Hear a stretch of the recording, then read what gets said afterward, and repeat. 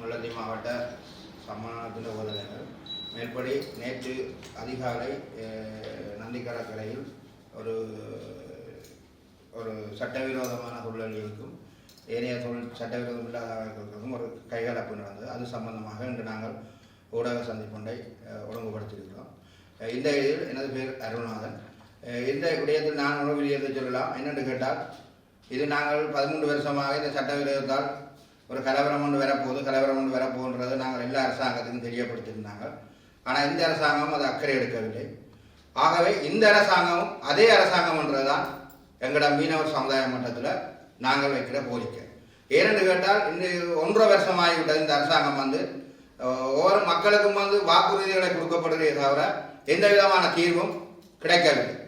ஆகவே ஒட்டுமொத்தத்தில் இங்கு கடத்தொழில் அமைச்சர், ராஜாங்க அமைச்சர் கிட்டத்தட்ட 4 தடவை மீட்டிங் வைக்கப்பட்டிருந்தது. அந்த 4 தடவைகள் அந்த வாக்குறுதிகள் எதுவுமே முல்லைத்தீவு மாவட்டத்தில் நிறைவேற்றப்படவில்லை. ஆகவே அதன் மத்தியில் இன்று புல்மூட்டா பகுதியில் இருந்து சட்டவிரோதமாக நந்திக்கடலில் கூட்டு வேலை, படுப்பு வேலையை முதலாளிமார் கொண்டு செய்கிறார்கள். அவர்கள் உண்மையாகவே அந்த மாவட்டத்தில் இருந்து இங்கு தொழில் செய்கிறதுக்கு யார் அதிகாரம் கொடுத்திருந்தார்கள்? அதிகாரம் கொடுத்தது நீதியல் திணைக்களம். அதுவும் இப்ப இருக்கும் அதிகாரி ஏடி. காரணம் என்னன்னு கேட்டால், ஒரு மாவட்டத்தில் இருந்து ஒரு மாவட்டத்துக்கு போய் தொழில் இதுல இருக்கிற நாயார கொக்குலாக்கி நாங்கள் போய் இறங்கி வீசலாம். ஏன்னு கேட்டால், அந்த கிராமத்தில் லைசன்ஸ் இல்லாமல் நாங்கள் இறங்கிடலாம். அந்த கிராம மக்கள் மட்டும்தான் இங்கு பாவிக்கலாம். அந்த லைசன்ஸை கொடுக்காமல் இந்த ஏடி சட்டவிரோதமான தொழிலாளிகளுக்கு ஆதரவை கொடுத்து இன்றைக்கு எமது மாவட்டத்தில் இருக்கும் மீனவர்களையும் அங்கு இருக்கும் மீனவர்களையும் சண்டை பிடிக்கிற அளவுக்கு கொண்டு விட்டிருக்கிறார். ஆகவே இந்த கௌரவ கடத்தொழில் அமைச்சரிடம் நான் சொல்வது என்னன்னு கேட்டால், உங்களில் எங்களுக்கு நம்பிக்கை இல்லாத விடயமாக போய்விட்டது. நீங்கள் 2 வாரத்தில் தீர்க்கிறேன், 3 வாரத்தில் தீர்க்கிறேன் என்று சொல்வீர்கள். ஆனால் 1 வாரமும் தீர்க்கப்படவில்லை. இன்றைக்கு அவரின் மண்டை உடைந்து எவ்வளவு ஒரு கவலைக்குரிய விடயத்தில் இருக்கிறார். அவருடைய குடும்பம் என்ன நிலைமையில் இருக்கு? 4 பிள்ளைகள், தந்தை, அதோடு அடுத்தவர்களுக்கு 5 பிள்ளையும் ஒரு தந்தையர். அப்ப மோட்டுத்தனமான ஒரு அடின சம்பவம் நடந்திருக்கு. இதுவரைக்கும் நீதியவள திணைக்களத்தால யார் பார்வையிட்டு இருக்கிறார்? கடத்தொழில் அமைச்சரால் யார் வந்திருக்கிறார்? இந்த நியூஸில் இருக்கிறவர்கள், வெளிநாட்டில் இருக்கிறவர்கள் பார்த்து எங்களோட மீனவர்களுக்கு என்ன நடந்ததுன்னு கேட்கிறார்கள். ஆனால் நீங்கள் கோன் அடித்தா கோனை தூக்குறார்கள். நீங்கள் ஒரு செயலாளரை வைத்திருக்கிறீங்க. அவர் என்ன சோம்போறியா? அவருக்கு எத்தனை நேரம் நாங்கள் மெசேஜ் போடுறோம். அவர் என்னத்துக்கு வச்சிருக்கிறீங்க? அமைச்சர் கௌரவ கடத்தொழில் அமைச்சர் செயலாளர் என்ன போஸ் இருக்குன்னு அவரை கேளுங்க. அவர் பேங்க்ல காசு கொடுக்குறதுக்கு தான் சரி. நாங்கள் அப்படித்தான் எதிர்பார்க்கிறோம். ஏன்னு கேட்டால், அனுபவம் இல்லையா அனுபவம் வாய்ந்தவருடைய ஆள் கேட்கணும். கடத்தொழில் சம்பந்தப்பட்ட விடயத்தை இங்க வச்சிருக்கிறீங்க. நீங்கள் ஒரு மாவட்ட இணைப்பாளர். அவர் என்ன செய்கிறார்? அவருக்கு முடியும் தெரியாது, எதுவும் தெரியாது. அவர் இருந்த சரியான அதிகாரியை மாற்றம் செய்து போட்டு ஊழல் லஞ்சம் செய்கிற அதிகாரியை கொண்டு போட்டு மாவட்டத்தை அழித்து கொண்டிருக்கிறார். நாங்கள் எத்தனை முறை சொல்லியிருக்கோம். இன்று நந்திக்கடலில் 2 பகுதிகள் அடிபட்டிருக்கிறார். நாளை கடலில் அடிபட போகிறாங்க. இதையா நீங்கள் பார்க்கிறீங்க? இந்த அரசாங்கம் திருப்பி எங்களை யுத்தத்துக்கு ஆயுதப்படுத்துறது. இதை நாங்கள் விரும்பவில்லை. உண்மையாவே நாங்கள் சொல்லுகிறோம், இதுக்கு சரியான ஒரு முடிவு பெறணும். வரும் பட்சத்தில் இது இன்னும் தொடர்றதுக்கு முடியும். இன்றைக்கு பாருங்கள், அங்க எஸ்டிஎஃப் போலீஸையும் போட்டு பாதுகாப்பு போடப்படுது. ஏன் இந்த பாதுகாப்பு? இந்த சட்டவிரோதம் நிறுத்திட்டு அந்த பாதுகாப்பு தேவையில்லை தானே? போலீஸ் சரியான முறை இந்த சட்டவிரோதங்களை கரையாள செய்கிறாங்க. கடற்படை என்ன செய்யுது? கடற்படை செய்யல. காரணம் என்ன? லஞ்சம். லஞ்சத்தை ஒழிக்கிறோம். லஞ்சம் முழுக்க லஞ்சம். நான் ஓப்பனாகத்தான் சொல்லுவேன். இதுதான் நடக்கிற விஷயம். மொத்தத்தில் சட்டவிரோத தொழில் போகுது. அதை நேவி பார்த்து நேவியாவை போட்டு இறக்குது. இன்றைக்கு புல்முட்டையிலிருந்து லைட் போட்டு அதிகமாக வருது. இந்த கடத்தொழில் அமைச்சர் சொன்னதுக்கு பிறகு கடலில் 200 போட், 300 போட், 400 போட் பேருக்கு 2 படகை பிடிக்கிறாங்க. 2 படகை பிடிச்சிட்டு நாங்கள் அரெஸ்ட் பண்ணினாங்க. ஆனால் கரையாளை சட்டவிரோதமாக ரெக்டர் சொன்னது போலீஸ் கிட்டத்தட்ட 15-20 ரெக்டருக்கு மேலே அரெஸ்ட் பண்ணி வழக்கு தேடப்பட்டது. இந்த வழக்கு நீதியவள திணைக்களம் போலீஸ் அதிகாரி சொல்லுகிறார் என்னன்னு கேட்டால், தங்களுக்கு இந்த தடுத்து வைக்கலாம் இருக்கு சட்டவிரோத தொழில்களை. அடுத்த இடமே புனையில் விடுகிறார்கள். அவர் என்ன செய்கிறார்கள்? அடுத்த கட்டம் 2 பேரை போட்டு தொழிலுக்கு அனுப்புகிறார்கள். இந்த படகுகள் இந்த வடிகன், கஞ்சா, பவுடரை பிடித்தான் நீங்க அரசு சொத்தாக்குறீங்க. இதே மாதிரி சட்டவிரோதமான தொழில் இலங்கையில் தடை செய்யப்பட்ட சட்டவிரோதமான அதை உண்மையாக ஒரு பேர் தடுத்து வைத்து அந்த படகுகளை வழங்கப்படவும், இல்லைன்னு சொன்னால் அதை அரசு சொத்தாக்கவும். அவர்கள் இல்லைன்னு சொன்னால் அந்த படகு தீர்ப்பு நடக்கும் மட்டும் இந்த தொழிலை செய்துகொண்டே இருப்பார்கள். இதுதான் இந்த இடத்தில் நடக்கிறது. ஆகவே நான் அமைச்சரிடம், கௌரவ ஜனாதிபதியிடம் நான் கேட்கிறது, உண்மையாகவே இந்த ஜனாதிபதி நியாயமான முறையில் சட்டவிரோதமான தொழில்களை கட்டுப்படுத்தி வந்திருந்தாலும் கடல் மட்டத்தில் அவருக்கு தெரியுமோ தெரியாதுன்றது எங்களுக்கு தெரியவில்லை. நாங்கள் அடுத்த கட்டம் ஜனாதிபதியின் செயலகத்துக்கு தான் நாங்கள் செல்வதற்கு ரெடியாக இருக்கிறோம். இதில் 3 மாவட்டமும் நாங்கள் தயாராக இருக்கிறோம். இந்த 3 மாவட்டம் பிரச்சனையை தீர்க்கிறது. அமைச்சர் உண்மையாகவே நான் நேற்றையில இருந்து அடிக்கிறேன் போன், ஆனா ஆன்சரே இல்லை இந்த பிரச்சனையை நாங்கள் கலைக்கிறது. அப்ப நாங்கள் யார்கிட்ட போய் கேட்கிறது? சட்டத்தை நாங்கள் கையில் எடுத்துட்டு அடுத்த கட்ட நீங்க எங்களை கொண்டே கோர்ட்ஸ்ல போடுறீங்க. ஆனா நாங்கள் இனி அதுக்கு பயப்படல. நாங்கள் எத்தனையோ யுத்தத்தில் பார்த்துட்டோம் சட்டத்தை. சரியா? நாங்கள் எத்தனையோ தடுப்புடைய நாங்கள் 3 வருஷம் இருந்துட்டோம். ஒரு மாதம் நீங்க வச்சிருந்தீங்களா எங்களை தடுத்து? நாங்கள் இனி அந்த முறையில் வந்துதான் இந்த பிரச்சனையை தீர்க்கிறதுக்கு நாங்கள் ரெடியாக இருக்கிறோம். ஆகவே ஒட்டுமொத்த இந்த நந்திக்கடல் நடந்த சம்பவத்துக்கு எங்களுக்கு சரியான ஒரு தீர்வும் இந்த திணைக்களத்தில் இருக்கும் அதிகாரி ஏடி அவ சோம்பேறி என்றால் நான் சொல்றேன். ஓசிக்கள் இருக்கிறோம் சோம்பூரி. யாழ்ப்பாணத்தில் அதிகமான குற்றத்தை செய்து போட்டு இங்க கொண்டு போட்டிருக்கேன். போய் சொல்றீங்க அந்த ஏடி வர்றாரு இந்த ஏடி வர்றாரு. சரியான அதிகாரிகள் இருக்கிறாங்க, கொண்டு போடுங்க மாவட்டத்தில்.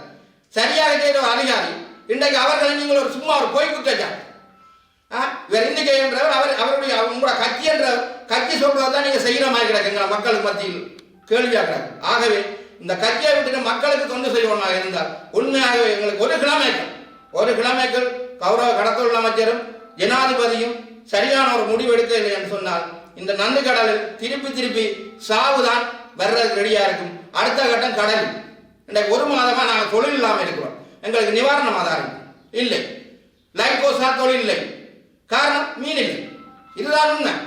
ஆகவே கடலில் அடுத்த கட்டம் சட்டவிரோத தொழிலாளருக்கும் இந்த புல்மூட்டையில் இருந்து வந்து செய்யும் தொழிலாளிகளை உடனடியாக திணைக்களம் இனங்கண்டு அவர்களை கைது செய்து வழக்கு போடணும் என்று கேட்டு இந்த நல்ல ஒரு தீர்வு எங்களுக்கு கிடைக்கும் என்ற நம்பிக்கையில் இந்த ஊடக சந்திப்போம். ஏனைய மாவட்டத்தில் இருக்கும் சங்கங்களையும் இந்த சட்டவிரோத தொழிலாளர்களால் பாதிக்கப்பட்டவர்களுக்கு சில குரல்களை கொடுத்து எங்களுடைய முல்லைத்தீவு மாவட்டத்தில் இருக்கும் சட்டவிரோதத்தை கட்டுப்படுத்துவதற்கு ஆதரவு சொல்லிக்கொண்டு எனது கருத்தை நிறைவு செய்கிறேன்.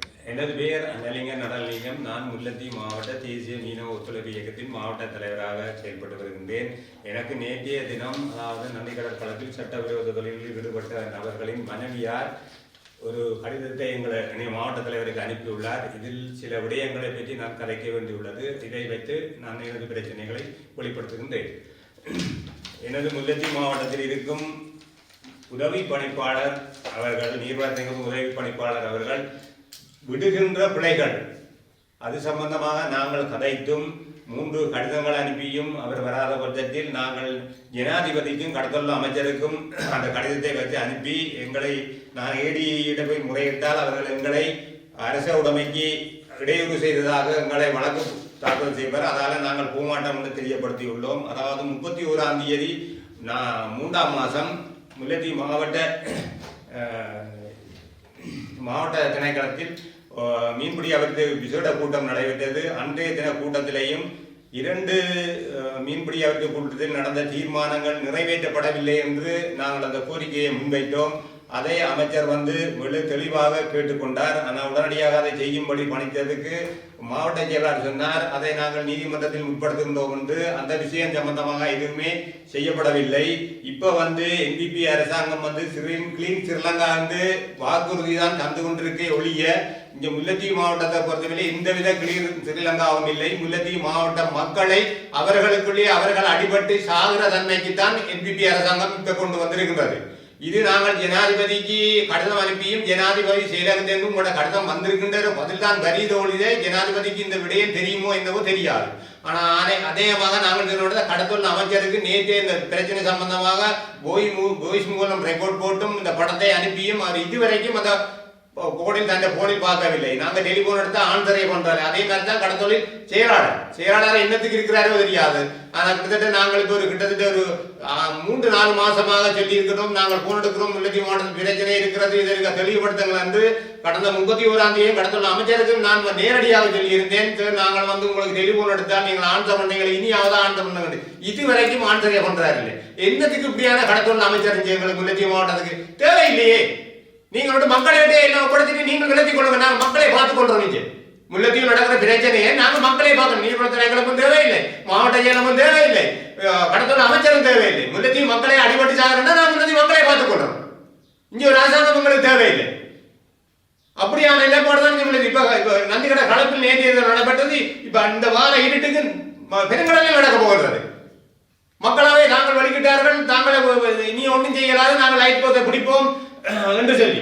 ஆனா அங்க போகும்போதும் கட்டாயம் ஒரு இனக்கலவரம் மாதிரி தான் வரப்போகுது. நேரே நடந்த பிரச்சனை முஸ்லீம் சமுதாயத்துக்கும் தமிழ் சமுதாயத்துக்கும் நடந்த பிரச்சனை. சரியா? நாங்கள் இன பிரச்சனையாக நாங்கள் பார்க்கவில்லை. ஒட்டுமொத்தமாக தலைவர் ரீதியெல்லாம் சொல்றோம். இதை அரசாங்கம் கட்டுப்படுத்தினால் ஒழிய மற்றவராலும் கட்டுப்படுத்த முடியாது. அப்படி கட்டுப்படுத்த அரசாங்கம் செய்யாவிட்டால் அதை மக்களிடம் தாருங்கள், மக்களை பார்த்துக் கொள்றோம். கடந்த வருடம் அதாவது உதவி படிப்பாளர் தலைமையில் நாங்கள் சங்கங்கள், சமாசம், இணையம், சம்மேளனம் எல்லாம் இயந்து 190% கட்டுப்படுத்தி வைத்திருந்தோம்.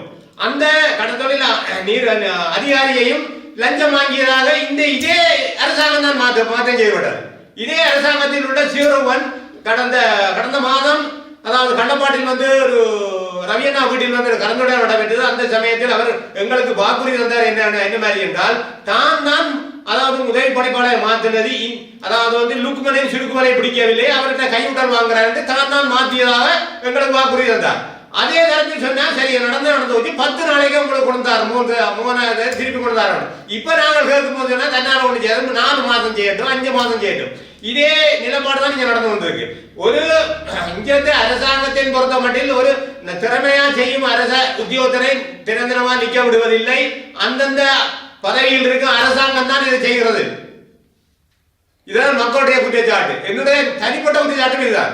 ஆனா ஏடிட்ட போனால் நீங்கள் ஒரு அமைப்பில் இல்லை, கூட பதிவு செய்யப்படாத அமைப்பு என்ற ஒரு குற்றச்சாட்டு தான் வைக்கிறார். ஆனா நாங்கள் சில விஷயங்கள் அவருடைய இருந்து நாங்கள் தகவல் போய் வச்சிருக்கின்றோம். இப்ப தற்சமய நாங்கள் 4 மாவட்டத்திலேயும் நாங்கள் போன மாசம் ஒரு கலந்துரையாடல் யாழ்ப்பாணத்தில் சுவாஸ் ஹோட்டல் நடத்தி இருந்தோம். என்னிட்ட இருக்கும் ஆவணங்களை வைத்து நாங்கள் உதவி பணிப்பாளருக்கு வழக்கு தாக்கல் செய்தால் நாங்கள் முற்பட்டு இருக்கின்றோம். அது கூடிய விரைவில் நடக்கத்தான் போகின்றது. நாங்கள் இங்கே எவருக்கும் பயப்பட தேவையில்லை. நாங்கள் முல்லைத்தீவு மக்கள் எவருக்கும் பயப்பட தேவையில்லை. நாங்கள் ஆதாரங்கள் வைத்திருக்கின்றோம். அவர்களுடைய ஆதாரங்கள், அவர்கள் எழுத்துமுறை ஆதாரங்கள் நாங்கள் வைத்திருக்கின்றோம் என்பதை கூறிக்கொண்டு இந்த முல்லைத்தீவு நாங்கள் நேற்று ஏடியுடன் நான் தொடர்பு கொள்ளவில்லை. அதாவது முல்லைத்தீவு நீர்வள திணைக்களத்தில் பணியாற்றும் சிறியண்ணன், கிரியண்ணன் அவர்களுக்கு நான் தொலைபேசி எடுத்து கதைத்த போது அவர் சொன்னார் தான் ஏடிக்கு தெரியப்படுத்திக்கிறேன். ஆனா ஏடி சொல்றார் நந்திக்கடல் கணக்கில் அடிபட்டு கைவலமாக வந்துவிட்ட தங்களால் ஒன்றும் செய்ய முடியாது, இதை போலீஸே பார்த்துக் கொள்ள முடியும். இப்படியான ஒரு ஏடி இந்த முல்லைத்தீவு மாவட்டத்துக்கு என்னத்துக்கு? சரி, ஒரு இந்த இவ்வளவுக்கு நடந்தது. இன்னும் ஒரு அதிகாரியை கூட அனுப்பியது. சரி, திணைக்களத்தில் இருக்க ஒரு அதிகாரியால் அனுப்பி பார்த்தாரா என்ன நடக்குது, ஏன் நடக்குது? அவர் வந்து முல்லைத்தீவு மாவட்டத்தில் மக்கள் அடிபட்டு சாகட்டும், தான் வந்து மேசையில் இருந்து தனது கையெழுத்தை வச்சு முல்லைத்தீவு மாவட்டத்தில் உள்ள மக்களின் வரிப்பணத்தை சம்பளத்தை வாங்கிட்டு இருக்கிறதுக்கு தான் அவர் இருக்கிறார் ஒழிய முல்லைத்தீவு மாவட்டத்தில் கடமை செய்ய வேண்டி அவருக்கு இல்லை என்பதை எனது கருத்தாக தெரிவித்துக் கொண்டு முடித்துக் கொள்கிறேன். நன்றி.